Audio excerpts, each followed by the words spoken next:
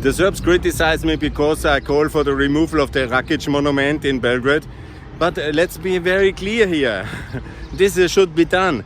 Because the Serbs make a big story out of that one child which incidentally died in the NATO bombing in '99, but they say nothing about the horrendous atrocities, the genocide they have done against women and children in Kosovo between '98 and '99, and their apartheid regime before that, and all these criminal activities and these heinous war crimes. They say nothing.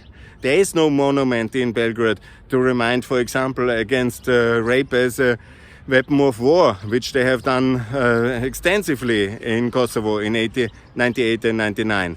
And there's no regret, there's no contrition, there's no repentance, there's no kind of reparation payments. Yeah? And then they say, oh, one child was killed. There were more. But of course, you know, that was part of the NATO military intervention to stop that genocide which they have done. Their fathers and brothers and uncles and their military forces, their militias, their kind of freebooting, brutal, whatever kind of perpetrators they were. But they were acting in the state and in the name of the nation. And there has not been an apologize. And then they threaten me when I say this all like clearly obvious European thinking, because our politicians are not saying it, and then they threaten me to death. And they come to Vienna to my apartment because I say these things. And then we want them in the European Union.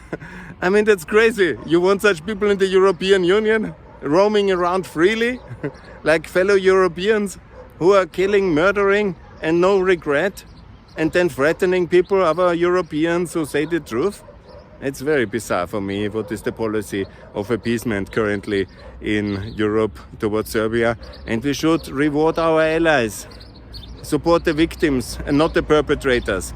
Not encourage the bully and somehow say, okay, you are powerful, you are brutal, we can do what you say. No, we must confront the bullies. They must be confronted and contained until they really change.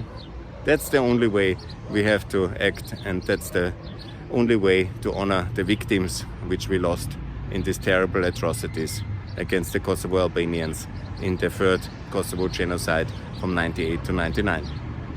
Honor to the victims and no revenge, but never forget them, and don't accept the narrative of the bully Serbia, which they to this day have.